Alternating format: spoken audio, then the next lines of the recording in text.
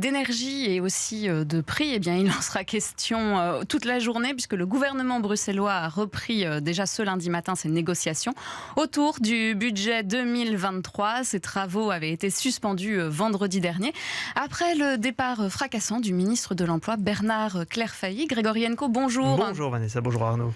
Alors pourquoi le ministre des Filles a-t-il claqué littéralement la porte ? Eh bien en fait, ce sont des discussions qui ont été très tendues autour des titres-services. Selon plusieurs sources proches du gouvernement, le ministre Clairfailly souhaitait que le montant reversé au titre-service dans le budget 2023 soit à la hausse par rapport à l'année dernière.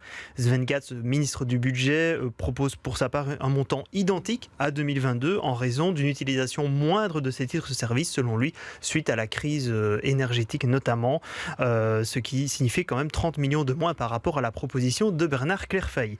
Sven Gatz avait donc proposé que ce montant soit plutôt revu à la hausse lors d'un ajustement budgétaire en 2023, donc en cours d'année si nécessaire.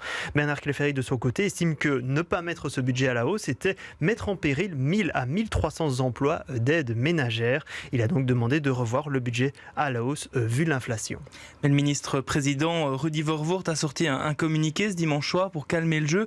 Comment répond-il aux demandes de Bernard Clairfailly ? Alors il évacue tout de suite l'idée de tension politique. Il affirme que cette question du budget est surtout d'ordre technique.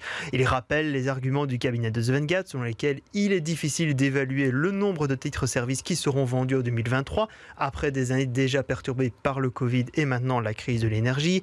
Il ajoute que le budget pourra être réajusté. Bref, Rudy Vervoort remet un peu la pression sur Bernard Clairfailly concernant tout cet ajustement budgétaire et aussi sur une réforme de titres de service qui avait été demandée lors de la formation du gouvernement en 2019. Le gouvernement s'était accordé sur le fait que la croissance du budget nécessaire au fonctionnement de ce secteur devait ralentir, alors que le ministre de l'Emploi propose plutôt des augmentations de ce budget. Bref, voilà, c'est une manière de remettre la pression avant la reprise des discussions, donc ce lundi matin. Oui, c'est pas la première fois que se révèlent ainsi des tensions au sein de cet exécutif bruxellois. Est-ce que ces problèmes risquent de perdurer après 2024 ? Oui, on a quand même eu beaucoup de dossiers récents où ça a été compliqué. On a eu le dossier du blocage de l'indexation des loyers dans les passoires énergétiques. On savait qu'il y avait un problème entre Bernard Clairfailly et les socialistes. Finalement, la proposition est passée au Parlement bruxellois. Toujours au sein du gouvernement, on avait la friche Josaphin. On a des tensions entre écologistes qui veulent plus de biodiversité dans le futur projet et les socialistes qui veulent y construire plus de logements.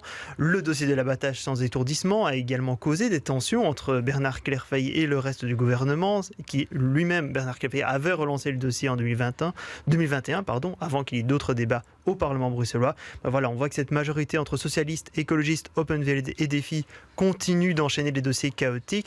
Parfois les dossiers sont enterrés, parfois les discussions doivent aller au forceps, comme c'est le cas ici dans ce conclave budgétaire. Donc les 2 prochaines années s'annoncent très tendues. Merci beaucoup Grégory pour ces explications et votre analyse.